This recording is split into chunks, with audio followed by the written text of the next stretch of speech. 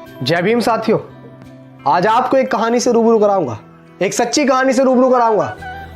बाबा साहेब की एक सच्ची कहानी जिसको सुनकर आप सोचने पे मजबूर हो जाएंगे कि किसी व्यक्ति के अंदर इतना दिमाग कैसे हो सकता है, किसी महापुरुष के अंदर इतना दिमाग कैसे हो सकता है।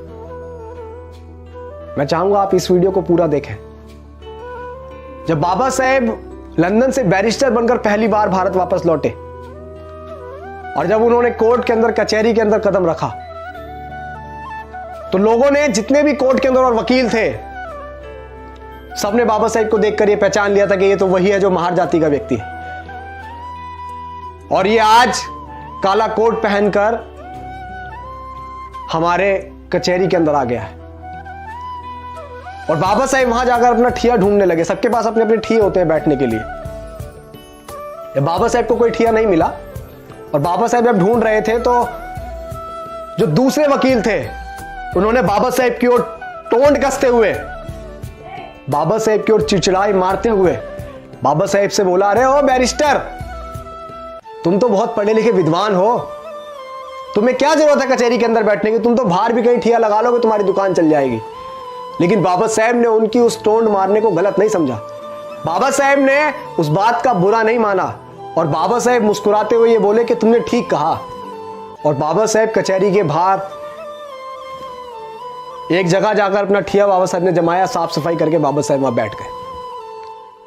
मैं बहुत शॉर्ट में आपको बात बता रहा हूं, कहानी बहुत लंबी है, इतिहास के पन्नों में आप पढ़िएगा। और बाबा साहेब के पास छोटे मोटे केस आने लगे, रोजी रोटी चलती रही, हल्का फुल्का बिजनेस बढ़ा, कारोबार बढ़ा। और उसी दौरान एक सेठ और एक सेठानी का एक बेटा, जो एक लौता बेटा था, उसको फांसी की सजा बोली गई थी। वो सेठ और सेठानी पूरी मुंबई में ऐसा कोई वकील नहीं छोड़ा जिसके घर वो ना घूमे, जिसके पास भी जाते और जिसको भी वो फाइल दिखाते अपने बच्चे की, वो मना कर देता कि तुम्हारा बच्चा नहीं बच पाएगा। उसने बहुत पैसा खर्च कर दिया उस सेठ ने, और वो सेठ ढूंढता ढूंढता ढूंढता पूरी मुंबई को खंगालता हुआ उसी कचहरी के अंदर पहुंचा जिस कचहरी के बाहर बाबा साहेब बैठे हुए थे, हमारे मसीहा डॉक्टर भीमराव अंबेडकर बैठे हुए थे। और जब उस कचहरी के अंदर उस सेठ ने अपने बच्चे की फाइल को दिखाया, एक लौते बेटे की फाइल को दिखाया, तो किसी भी वकील ने उसकी फाइल लेने से इनकार कर दिया कि इसमें कुछ नहीं हो सकता, तुम्हारे बच्चे को कोई नहीं बचा सकता है। उस सेठ ने ऐसे ऐसे बड़े बड़े वकीलों को दिखाया जो कानून को अपना घर मानते थे, जो ये बोलते थे कि कानून तो हमारी मुट्ठी में है। ऐसे ऐसे वकीलों को वो फाइल दिखाई, लेकिन सबने उस फाइल को देखकर इनकार कर दिया। और उस कचहरी के अंदर जो वकील बैठे हुए थे, कुछ वकीलों ने फिर से बाबा साहेब के ऊपर टोंट कसते हुए बोला कि अरे सेठ, तुम्हारा केस तो वो लड़ेगा, वो जो बाहर बैठा हुआ है, वो महार जाति का व्यक्ति, वो बहुत विद्वान है, वो पढ़ लिख कर आया है। वो बाबा साहेब पर टोंट कस रहे थे, हमारे मसीहा पर टोंट कस रहे थे,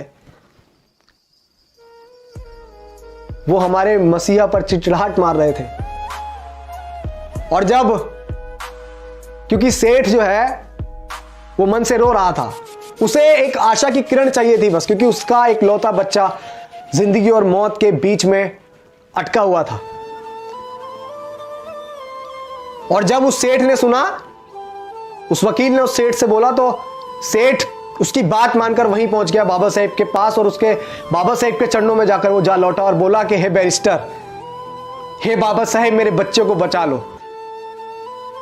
तो बाबा साहेब ने बोला, सेठ उठो, मैं क्या कर सकता हूं, मैं क्या मदद करूंगा।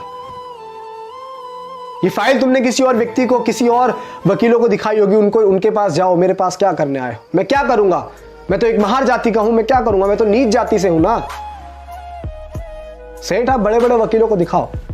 तो सेठ ने बाबा साहेब की शक्ल देखकर बोला कि नहीं, अगर मेरे बच्चे को कोई बचा सकता है तो बैरिस्टर आप बचा सकते हैं, वरना पूरी दुनिया की ताकत कोई मेरे बच्चे को नहीं बचा सकती। ये मैं आपका चेहरा पढ़कर बता रहा हूं कि बाबा साहब मेरी बात आप मान लीजिए, बैरिस्टर मेरी बात मान लीजिए, क्योंकि मैं तो एक बाप हूं, मैं उस पीड़ा को सहन कर लूंगा। लेकिन जो इसकी माँ है, जब उसकी माँ को पता लगेगा कि उसका बच्चा नहीं रहा, तो वो भी उसके गम में मर जाएगी। मेरे घर से 2 अर्थियां उठेंगी बाबा साहेब, मेरे घर से 2 अर्थियां उठेंगी। मेरा एक लौता पूत है, मेरा इतना बड़ा कारोबार है, इतने बड़ा बिजनेस है, इसे कौन संभालेगा, क्या करूंगा मैं इसका। जब बाबा साहेब ने सुना कि उसकी मां मर जाएगी, तो बाबा साहेब को वो बात याद आई कि जब बाबा साहेब छोटे से थे, तो बाबा साहेब की माता भीमाबाई ने एक बात कही थी कि भीमा, अगर कभी जरूरत पड़े किसी निर्दोष की जान बचाने के लिए, किसी का पूत की जान बचाने के लिए, अगर किसी अच्छे काम के लिए झूठ बोलना पड़े, तो संकोच मत करना भीमा, संकोच मत करना। और बाबा साहेब ने फाइल देखी और बाबा साहेब ने फाइल देखकर बोला कि सेठ ये बताओ, ये फाइल तुमने अब से पहले किसी और वकील को दिखाई? तो सेठ ने बोला कि है बैरिस्टर, मैंने ये फाइल दिखाई नहीं, मैंने इस फाइल पे इतना नोट खर्च किया कि किसी की आने वाली 3 पीढ़ी भी कमा नहीं सकती। मैंने इतना नोट इस फाइल पर खर्च कर दिया है, बस आप मेरे बच्चे को बचा लीजिए। ऐसे हाथ जोड़ के वो गिड़गिड़ा रहा था, बाबा साहेब के चरणों में गिर रहा था, बाबा साहेब के सामने हाथ जोड़ रहा था।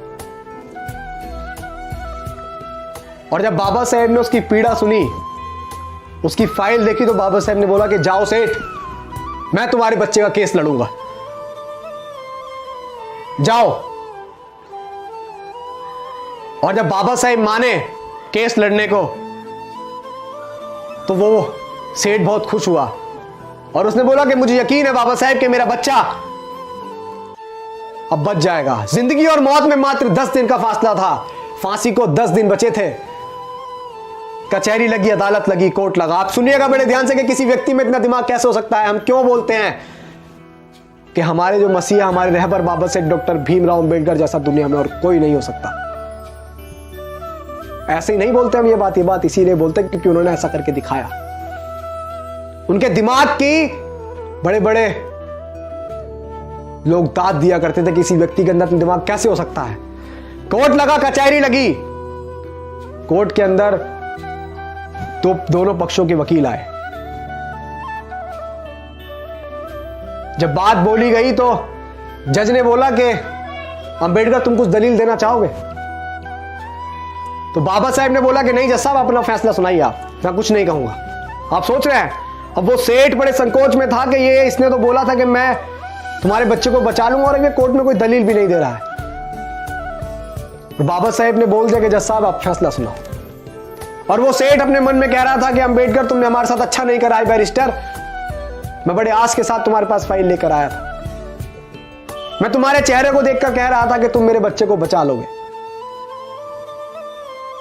और जब फांसी की सजा जज ने सुना दी और जब उसको लेकर गए, सुनिएगा बड़े गौर से और इस वीडियो को ज्यादा से ज्यादा शेयर भी कीजिएगा, जब उस लड़के को फांसी की ओर लेके गए और उसके गले में फंदा डाला ही था, तो बाबा साहब ने बोला बस जज साहब बस, आपने फांसी की सजा दी थी, आपने मौत नहीं दी थी। आप देखिए बाबा साहब का दिमाग। और उसी दिन से यह कार्रवाई चली जाती है कि सजाए मौत, अगर किसी को मौत की सजा देनी होती है तो सजाए मौत कहा जाता है, यह नहीं कहा जाता कि सिर्फ फांसी की सजा। बाबा साहब ने कहा कि बस जज साहब, आपने फांसी की सजा दी थी, आपने मौत नहीं दी थी। और यह दिमाग देखकर बड़े से बड़े बैरिस्टर, बड़े से बड़े जो लोग बाबा साहब पे टोंट कसते थे, जो हमारे मसीहा को नीच अछूत बताते थे, जो महर जाति का बताते थे, वो लोग चुप हो गए। और हमारे बाबा साहब शेर की तरह उस बच्चे को छुड़ाकर उस मां के पास लेके गए कि ये ले तेरे तेरा बच्चा। और बाबा साहब ने उस निर्दोष की जान बचाई। ऐसे थे हमारे मसीहा। और हमारे मसीहा ने हमें बहुत अच्छा जीवन देने के लिए बहुत कुछ सहा है। तो आप सभी से गुजारिश है कि बाबा साहेब की मूवमेंट में हिस्सा बनिए, इस मूवमेंट का हिस्सा बनिए और समझिए कि बाबा साहेब का कारवां क्या था, उनकी कुर्बानियां क्या थी। किताबों में पढ़िए। जय भीम, जय भारत।